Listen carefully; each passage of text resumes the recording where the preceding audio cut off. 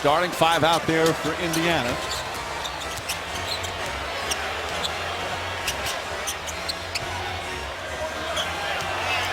Four to shoot George. Wade trying to stay with him. George pulls up, puts it in. Paul George again.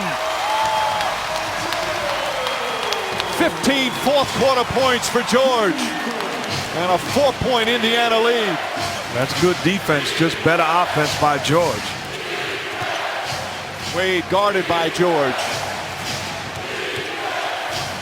Wade looks up at the shot clock. Fires in the corner. Lewis for three. It's good. Rashard Lewis with his 5th three-pointer of the game. A bad job by David West, falling asleep on the weak side, and a great find by Wade. The veteran Lewis, huge contributions. Stevenson trying to draw a foul. And I like LeBron James switching on Paul George. Paul George from downtown does it again. He's got 34. What a monster second half for George. Almost a steal. Wade will try a three-pointer. Can't get it to go. Bosh, the rebound taken away, but a loose ball foul. And Frank Vogel is red hot.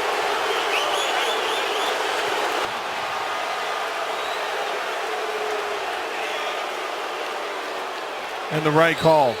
Good job by Bosh, crashing the offensive boards. Listen, I understand the reaction by Frank Vogel wanting it so badly, but that's clearly a good call. Chalmers kicks it back out. Bosh. Bosh, a three-pointer. Banks it in. Bosh makes it a one-point game again. And a big smile from Bosh down the other end. He has 11 points here in the fourth quarter. Well, I'm Indiana. I got to get the basketball to Paul George. George gets it. Another three. Off the mark. Hibbert the rebound. Steps back out, and George will reset as we're under a minute remaining. Hibbert against Bosh. Poked away. Hibbert holding. Frank Vogel's trying to get a timeout. A three. Bang! Paul George from downtown. What a fourth quarter performance from George. And the Pacers go back up by 4.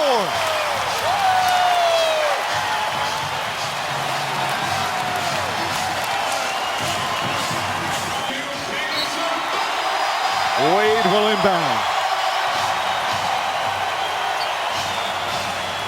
In the hands of James. Stevenson right up on him. Sticks his tongue out. James pushes off a bit. Gets it to Bosh. Bosh will try a three. Too strong, won't go. Hibbert the rebound.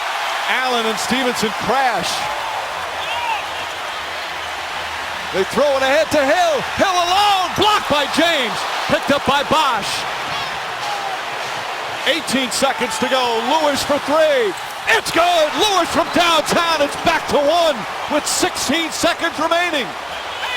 What a turnaround as Hill took the shot. An amazing block by James to recover. And now the Pacers will have to inbound. The Heat have a foul to give. Good ball denial, knocked away by Battier. And they say last touch by the Heat, but they can review it. Battier claiming George touched it last, and they will look at the replay. Last 2 minutes of the fourth quarter and all of overtime. And when you have that foul to give, you can be extra aggressive defensively.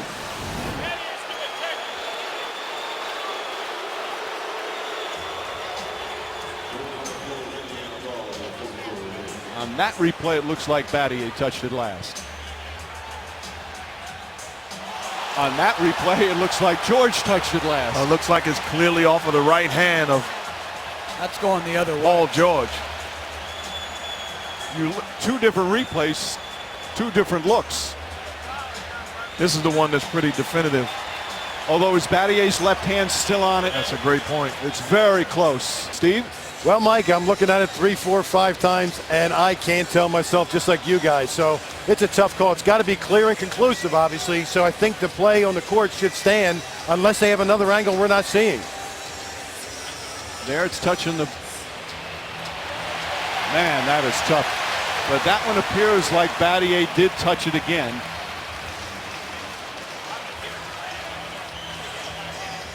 Wow, is that close? Indiana ball. Battier disagrees. It looked like that was the right call.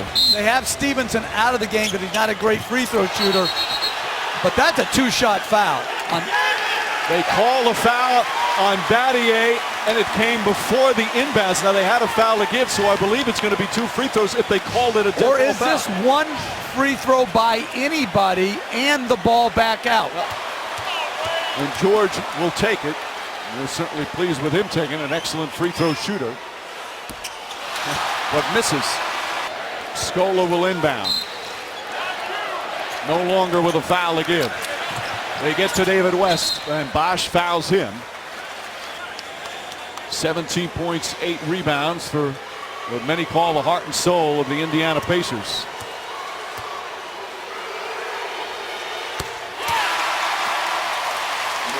Hibbert back in for defense. Scola sits down. And if I'm Eric Spoelstra, I'm going to give great thought to not calling a timeout here. But because they inserted Haslam to rebound, they're obviously going to. But if you have Hibbert on the floor and you're down 3, you want to be able to keep him on the floor because you'll be able to generate a 3-point shot. They only have 1 timeout left.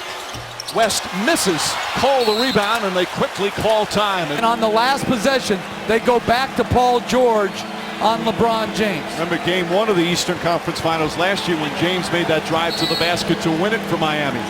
And Hibbert was not on the floor. Wade to James. Shot clock is off. No fouls to give. James drives, kicks it out. Bosh, a 3-pointer.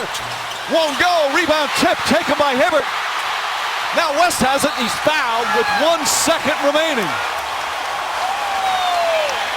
Bosh had a contested look, but a good look. But exactly what we talked about, that rim protection. You wind up with a wide open shot, contested late by Bosh, but obviously something that Indiana was willing to live with.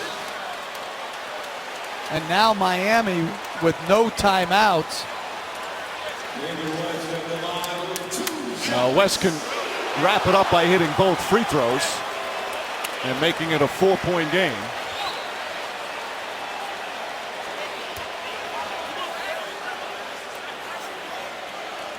And again, the Heat have to go the length of the court, cannot advance it. No timeouts remaining. And I hear fans behind me say, miss it. For what? Knock down the free throw is a 4-point game and you can't lose. That's why they're sitting 2 rows behind us instead of across from us like Frank Vogel. The veteran West taking his time, taking every second. Misses. Rebound Bosh. There's the buzzer. The Pacers are still alive. A thriller in Indianapolis as the Pacers avoid elimination and force a Game 6 back in Miami.